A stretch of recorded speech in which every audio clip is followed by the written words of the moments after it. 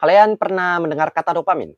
Dalam kehidupan sehari-hari, kita pasti pernah mendengar kalimat hormon kebahagiaan adalah dopamin atau dopamin detox dari sosial media dan lain sebagainya. Kata dopamin seperti sudah menjadi frasa umum di masyarakat sehingga terasa seperti bukan kata asing yang lagi di telinga kita. Namun, apakah kalian sudah mengenal dengan baik dopamin itu apa? Oke, mari kita berkenalan dengan dopamin. Dopamin atau adalah neurotransmitter utama dan merupakan bagian dari monoamin neurotransmitter, yaitu katekolamin. Dopamin itu dihasilkan dan dilepaskan oleh dopaminergic neurons. Terdapat 3 bagian utama di otak tengah sebagai penghasil dopamin, yaitu A8 di retroorbital atau retrorubic nucleus, A9 di substantia nigra pars compacta dan pars reticulata, dan A10 di ventral tegmental area. Di dalam jurnal Cells yang ditulis oleh Speranza dan kawan-kawannya, mayoritas 70% dopamin dihasilkan di ventral midbrain. Dan 3 bagian utama di atas juga termasuk bagian dari ventral midbrain. Meskipun begitu, dopamin juga dihasilkan di hipotalamus dan enteric nervous system di gastrointestinal, meski tidak sebanyak dan sebesar di 3 bagian utama sebelumnya. Tentu tidak.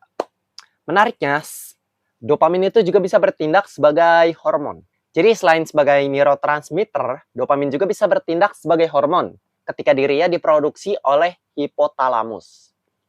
Di hipotalamus, dopamin itu berfungsi sebagai penghambat pelepasan prolaktin dari anterior pituitary, lalu memodulasi pusat kontrol motorik, dan mengaktifasi pusat penghargaan di otak. Meskipun dopamin itu merupakan bagian dari katekolamin, sama seperti epinefrin dan norepinefrin yang kalian kenal sebagai adrenalin dan noradrenalin, dopamin itu lebih bertindak ke parakrin dibandingkan endokrin. Dopamin itu memiliki total 5 reseptor berbeda, yaitu D1, D2, D3, D4, dan D5, yang merupakan bagian dari G-protein coupled receptor. Masing-masing dari reseptor tersebut memiliki fungsi dan peran yang berbeda.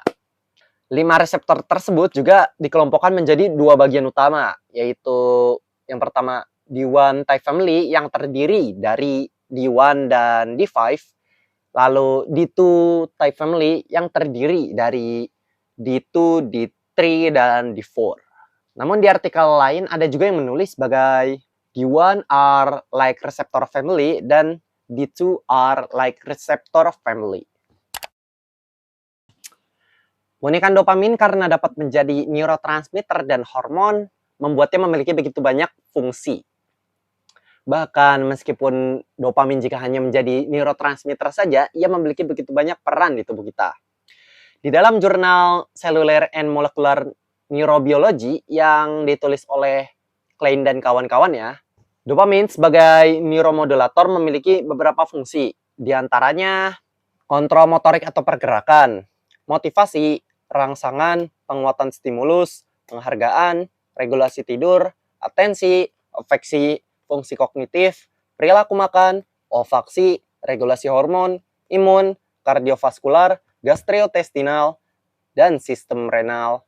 Sedangkan jika dopamin sebagai hormon itu salah satu fungsi adalah menghambat pelepasan prolaktin di arcuate nucleus. Ketika arcuate nucleus itu melepaskan hormon, lalu melewati hipotalamo hipofisial, nah dopamin yang merupakan bagian dari hipotalamo hipofisial akan menghambat pelepasan hormon tersebut. Jadi gimana menurut kalian? Dopamin keren bukan?